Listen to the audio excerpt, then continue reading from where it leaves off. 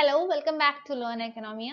In this video, as per request from your side, I have taken a topic uh, based on the request that I have received. I have got a request to do video on dependency theory of development. So I have taken that request and I'm doing a video on that aspect. So as told, this particular video is on dependency theory of development. So let's get started to see what does dependency theory of development is or what does dependency theory of development mean. Dependency theory, we can see that this is a kind of approach, and when when do we need to take this approach? This approach is taken in order to understand the underdevelopment scenario in certain economies. So this approach is basically to understand economic underdevelopment that emphasizes the putative constraints imposed by global political as well as economic order. So why this underdevelopment is caused, and what are the consequences of underdevelopment? What would happen if underdevelopment, this kind of underdevelopment pertains? So these questions would be answered in this particular video. First of all, we had to see that dependency theory is developed during the late 50s by an Argentinian economist and statesman Prebisch. So this contribution made by Prebisch has gained a lot of prominence, especially in the 1960s and 70s. Though the theory was developed and popularized during the 1950s period, the theory gained more importance and prominence during 1960s and 70s. As per this particular theory, underdevelopment is mainly caused by some peripheral position of affected countries in the world economy. This particular theory has differentiated countries into two, core and peripherals. So we will be discussing in detail all about this in this video. So I'm not going into the depth of that theory, the depth of dependency theory right now. Just understand that as per this theory, underdevelopment is caused mainly due to the peripheral position of certain economies. And we can see that underdeveloped economies would offer cheap labor as well as raw materials to the world market. So these kinds of resources are actually sold to the advanced economies, to the industrialized economies, to the developed economies, which have the means to transform these raw materials into what is known as finished goods. So underdeveloped economies, what they end up is that they would end up purchasing the finished products at a higher price. They would be selling their raw materials at a cheaper price to the developed nation. But on the other hand, after completing since these developed economies have a sophisticated technology, production mechanism, etc., they will be transforming these inputs or raw materials into outputs, and what they do after that is that they would be selling these finished products to the underdeveloped economies from which they have purchased raw materials, and this is done at a huge cost or a high price. So in totality, what we could see is that this underdeveloped economies are suffering a lot. They will be getting lesser price for their raw materials, and they need to pay more and more. They need to pay high price for their finished products produced by industrialized developed economies. So this is something we could consider as a kind of exploitation made by developed economies on underdeveloped economies. So or on the other hand, we can, or on other words, we can see that in other words, we can see that underdeveloped economies are exploited by developed economies, and the result is a kind of vicious circle. We know what a vicious circle of poverty is, and this too is a kind of vicious circle that would be perpetuating and the division of the world economy between rich and poor economy. So as a result, we will be having two sets of countries: the rich countries, also known as core sectors or core countries. These are developed economies who would be purchasing raw materials from poor economies or poor countries at a cheaper price, and these developed economies would be using sophisticated sophisticated methods to produce or to transform these cheaper inputs into what is known as finished commodities or outputs. After that, what they do is that they would be selling output to the poor economies. So there are two sets of countries: rich economies and poor economies. Rich economies are known as core economies and poor economies are known as peripheries. So these are the two sets of divisions, or these are the division, this is the particular kind of division made by Perbish. Now, we can see that dependency theory, it's a very popular kind of theory within social science, and this is not only used in the arena of economics but also used in many other social science disciplines in order to explain economic development of different countries during the late 50s. Even though it was produced or developed during the 50s, we have seen that it is made popular during 60s and 70s, and this is mainly done by Prebisch. And along with Prebisch, Hans Singer also contributed a lot to this particular theory. So that is why this theory is known as Singer-Prebisch hypothesis. So Rolf Prebisch as well as Hans Singer contributed to the development of dependency theory. That's why this theory is known as Singer-Prebisch hypothesis. Okay, so what these people have done is that they have observed the fact that economic growth, especially in the advanced industrialized developed economies, did not necessarily lead to growth of poorer economies. We could see that when developed economies purchase raw materials at a cheaper price from poorer economies, this will lead to the development of industrialized economies. But at the same time, the effects of growth in the industrial economies as a result of cheaper purchase made from the poorer economies will not have any positive kind of impact on poorer economies. But what happens here is that some kind of exploitation on the poorer economies. So they have studied and suggested that economic activity in richer countries would lead to serious economic problems in the poorer economies. So we can see that poverty is something which is very much persistent, especially in the underdeveloped economies. And this is so because these economies exported primary commodities for their use, and they, they for their, since they are wanting a lot of money, what they do is that they would be exporting raw materials, primary items, etc., to developed economies or rich countries, and these developed economies would take the primary elements or primary materials from underdeveloped economies, and they would be manufacturing these products, and they would be using these raw materials to manufacture finished products, and they would be last, what they do is that they would be selling these finished product back to the poorer economies. As per Marxist economists like Frank, Baron, Suzy, so all these people have viewed persistent poverty in the underdeveloped economies as a result of capitalism. And most of our theoretical guides to development policy have been extracted, especially from the historical experience of Europe as well as North American advanced capitalist nations. What these countries have done is that these countries, especially European countries and North American countries, what these have done is that they have exploited underdeveloped economies, and still we could see a kind of exploitation, some kinds of exploitation going on, that undeveloped economies are still to an extent exploiting underdeveloped economies, but the extent of these kind of what to say exploitation has lessened if you compare the present day with what had happened in the past. So it is generally held that economic development occurs in a succession of capitalist stages, and that today's underdeveloped economies are still in the stage of history through which now developed countries passed long ago. So we cannot say that developed economies came as developed economies, or these economies have taken birth as developed economies. Every country would be going through a particular stage. There would be a particular phase that every country would be going through. At present, developing economies are going through that particular phase. That doesn't mean that developed economies have not touched that phase. Developed economies have also gone through that particular phase, but that was something which happened long ago.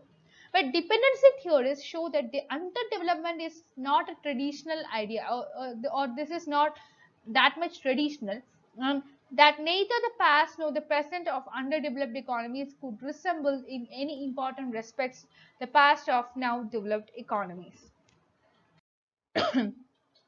So we can believe that contemporary underdevelopment, which a country is experiencing, this is understood as a product of, or as a reflection of its own economic, political, social, as well as cultural characteristics or cultural structure. But historical research demonstrates that these kinds of underdevelopment, which are experienced by poor economies, especially in the past, as well as what they are experiencing today, these are some kinds of relation. These are a result of some kind of relation between underdeveloped as well as developed metropolitan countries, and these relations are very much important when it comes to the development of capitalist economic system. And dependency theory is something which looks into all these kinds of relation, and we can see that dependency theory also a lot to what is known as colonialism. So the colonialism experience is something which have given a lot of insights to what is known as dependency theory, or in other words, we can say that dependency theory has taken its birth by getting a lot of experience as a result of colonialism. So in colonial period, what happened was that we all know, especially the case of India, we all know that Britishers have come to India, and these foreigners have exploited India a lot, especially when it comes to economic kind of exploitation. They were taking all our precious elements, like all our precious stones, all our timbers. They had cut all our trees and to get timbers, etc. And they were trading our commodities to their own land with the help of railways, etc. So after that, what they have done is that, for example, take the case of cotton. They were taking raw cotton from India, and they were exporting these cotton to Britain. And after that, what they have done is that they have used this cotton, raw cotton, to make textiles. And since they have sophisticated methods, sophisticated technology, etc., to transform these raw cotton into textiles, they could do that with ease. And after transforming raw cotton into textiles, they were importing, or they, in other words, we can't say that they were importing, but to an extent, yes, we can say that they were importing these finished commodities in the form of textiles to India, and they were selling these textiles or the finished good at a very huge price, or a higher price to the price in the Indian markets. But when they purchase the raw cotton from India, they have either they paid a very less amount of money, or they have taken it without making any kind of payment. So this is a kind of exploitation which happened during the colonial period. And if you look into the Singer-Prebisch hypothesis, we can see that it is the same thing that these two people were telling, and they tell that it is these kinds of exploitation which made the division between core countries and periphery countries. And since there already existed a division between these two sets of countries, it is happening as a vicious circle. And again, core countries or rich countries remain as rich and rich forever, and poor countries would remain as poor and poor forever. So colonialism have collapsed. We know that this is something which have collapsed after the Second World War, but its legacy is still continuing in the form of neo-colonialism. And international finance, capitalism, etc., became very much preferred methods of control over developing economies. As a result of all these kinds of things, we could see that many underdeveloped economies are very much dependent upon developed economies to get money, to get some other kinds of aids, help assistance, etc. Others suffer from a reliance on importing finished commodities and exporting natural resources. So the same thing is continuing, still it is continuing. So we can understand that there exist three different characteristics of dependency theory, and these are considered to be the salient features of dependency theory. The first is that international system is considered to be the sum of two sets of states. There exist two sets of state, core and peripheral economies. So core economies are something which are considered to be industrialist, developed and dominant, whereas in the case of peripheral economies, these are poor as well as dependent. Coming to the second characteristic, you see the dependency theory holds that external forces are very much critical in terms of economic activity of the dependent states. So why it is so? Because we know that the developed economies are getting a lot of raw materials from underdeveloped economies, and they are transforming these raw materials to finished products, and they are selling the same to the developing economies.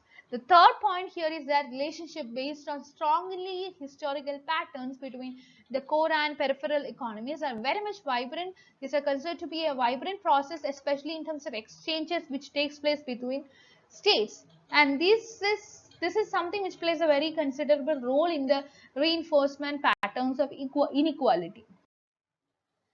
The dependency theory is a particular set of theory which actually attempts to explain the present state of underdevelopment experienced by many underdeveloped economies after examining the patterns of interaction among different nations. And they argue that once these kinds of inequality persist, and there is a chance for inequality to sustain. And this entry further describes the dependency theory in contrast to the modernization theory and many other competing perspectives of different other economists. Coming to the case of a conflict between dependency theory and modern theory, we can see that dependency theory is actually a mixture of various theories. We have seen that there are elements of colonialism, there are elements of system theory, there are elements of Marxian theory, there are elements of historical structure theory, etc. So it's actually a collection, it's a combination of different theories, and these theories are something which happen in contrast to what is known as modernization theory or modern theory. And dependency theory, it could be considered as a critic based theory on based on following problem, like why do some countries become rich and while others remain poor? The answer is explained by what is known as our dependency theory. Singer and Prebisch has given a beautiful explanation in terms of what is known as Singer Prebisch hypothesis or the dependency theory. So it's actually a beautiful explanation by connecting the present state with what had happened in the past, especially during the colonial times. And this question is posed again the previously held consumption that economic development was something which is very much beneficial to every country if every country plays its own position in the international system. Coming to economic prosperity of certain countries, we could see that this is what which make a division between core countries and peripheral economies. And dependency theory holds expected outcomes for peripheral countries. What would happen in the case of peripheral economies as a result of core peripheral relationship? There would be economically the outcome of development continued. So as a result, what happens is underdevelopment for peripheral economies. There would be socially inequality and conflict in the underdeveloped economies, and also in political sense, we can see that there would be some kind of reinforcement of authoritarian government happening in developing economies or underdeveloped economies. So moving to the case of modernization or modern theories, these theories have considered the nature, economic situations, world market integration, technological development or technological transfers, etc. between core countries and peripheral economies. Here the deficiency is in a theory which derives from its internal examination of development. Internal examination of development among underdeveloped economies or internal examination of development among peripheral economies. What it assumes is that these economies are underdeveloped because they are still very they are at a very early stage of development. So if you are looking at the own development of a particular economy, the own development of Africa, you can see that still they are at a very early stage of development. That is why they remain as underdeveloped, and as a result of this, there are chances that these countries would remain as underdeveloped forever. Western countries, on the other hand, these countries have higher standards. They have good technological advancement. All these kinds of things in order to attain modernity. Dependency theory have casted aside certain suppositions offered by modern theory, and we can see that dependency theory describes the world in terms of capitalist and imperialist code. There are two types of states: wealthy states and poor states. So countries which are considered to be in the core sector, these are considered to be halves, and where periphery states are considered to be have-nots. So they don't own any kind of resources, so they are considered to be have-nots. Industries, government, social elites, financial power, system of education, etc. are characteristics of core economy. But if you come to the case of peripheral economies, or in the case of periphery countries, there would be some tradition-based activities like agriculture, forestry, poor system of education, low wage, etc. in the economy. So there would be less power, less education, all these kinds of things happening in the periphery economies.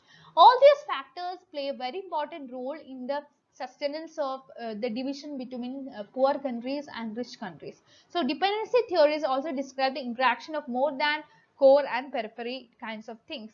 So these people, what they argue is that there would be states, and state would be performing different functions within the world economy, and these can be divided into mainly 4 different groups.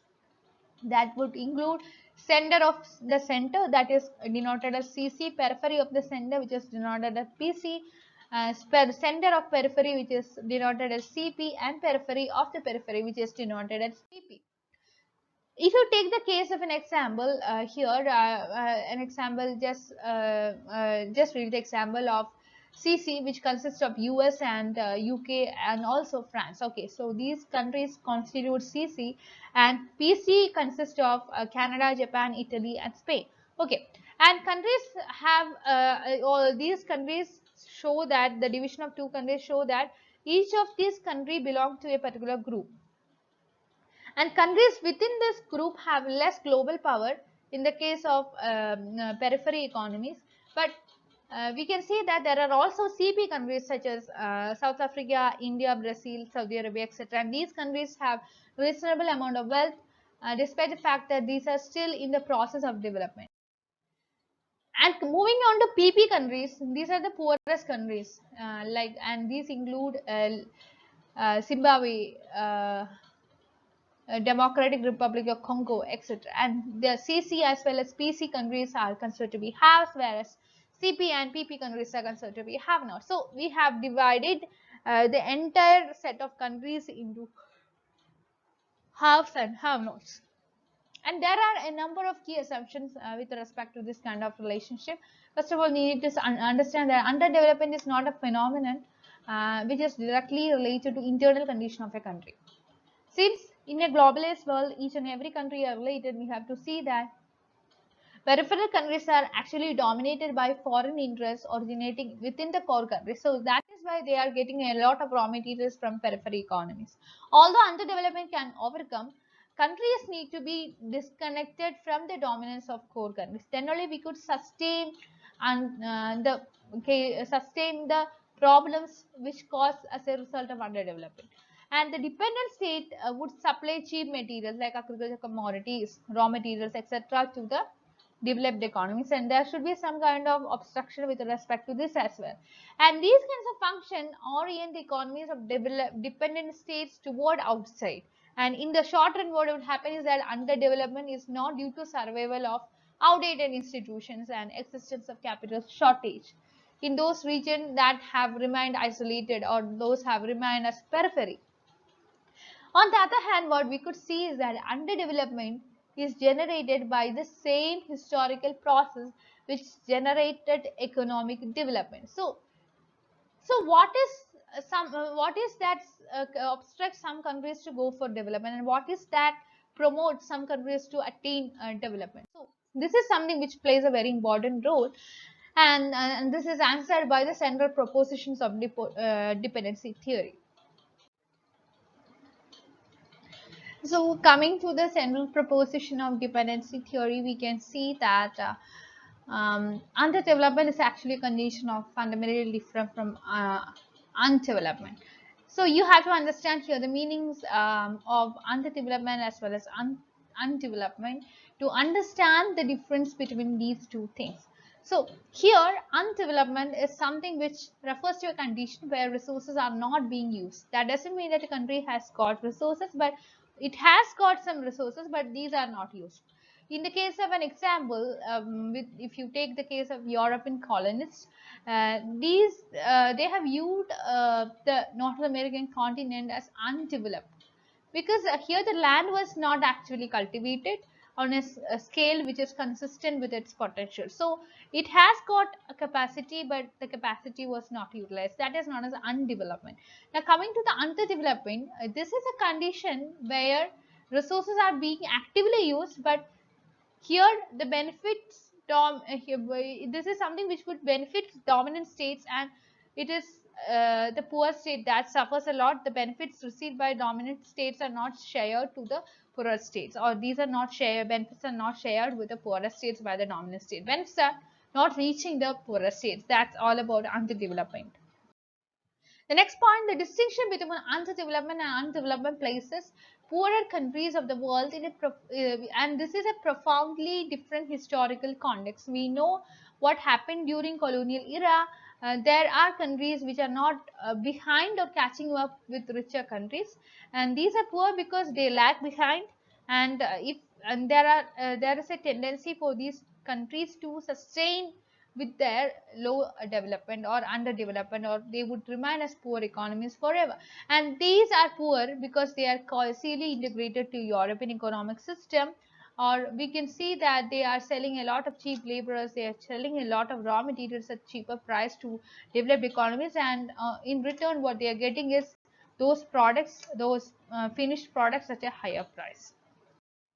Next, dependency theory suggests that alternative uses of resources are preferable to resource usage patterns imposed by dominant states. What does it mean is that we know that one of the dominant state practices most often criticized by dependency theories is exporting of agricultural products. So this is something which is still done by underdeveloped economies, and here criticism is that many poor economies would experience high rates of malnutrition, even though these are exporting food products. So many dependency theories would tell that agricultural land should be used for domestic food production, and the food produced domestically in underdeveloped economies should be used within, and there should not be any kind of export of these kinds of food items in order to prevent what is known as malnutrition. Next point is that the preceding proposition is something which could be amplified, and that is what is done in this proposition. Dependency theorists, they have relied upon the belief that there exists a clear national economic interest which could be, and which should be articulated for every country. We have to distinguish between dependency perspective and the perspective made by the criticizers. We have to try to determine what is the best for poor economies, and this is definitely a tedious task, but anyway we have to do it. Then only we can give some kind of help to the dependent economies. Help to the dependent economies could be done by providing them certain ideas, by giving them financial help, etc. But we have to see that dependency theorists have not yet articulated an operational definition of national economic interest. Next, diversion of resources over time, and this is something which is maintained not only by power of dominant state but also through power of elites as well as in the rich people in the dependent state. So dependency theories, what these people tell is that elites would maintain a dependent relationship between dependent relationship mainly because they want resources at a resources in at cheaper price from these what to say, these economies. So developed economies always would like to maintain a relationship with underdeveloped economies, and the elites are typically trained in dominant states, and they share some similar values with respect to culture as well. We can see that dependency relationship is a kind of voluntary relationship, and here one need not argue that elites in the dependent state are very much consciously betraying the interest of poor people. So let's see the policy implications of dependency analysis. there have been a lot of issues as well as importance with respect to dependency analysis, and which has got many policy implications. So let's see all these kinds of things here.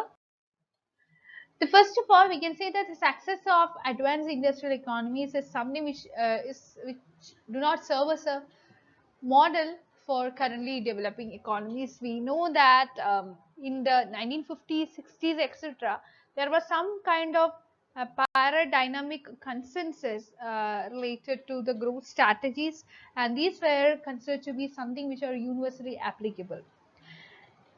The dependency theorists, what these people have done is that they have made many suggestions with respect to the success of richer economies, and they have some specific episode in the global economic history as per these dependency theorists. So a repeated kind of things with respect to these relationship is not now like highly likely for poor economies of the world, and this is considered to be one of the important policy implications.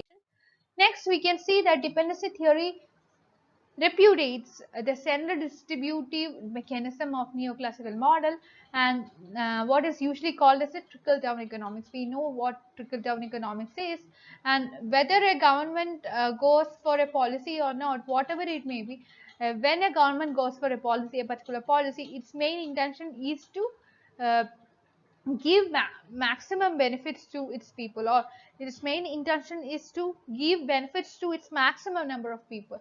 So in this case, it is very much important to have a trickle down effect. The benefits should reach even the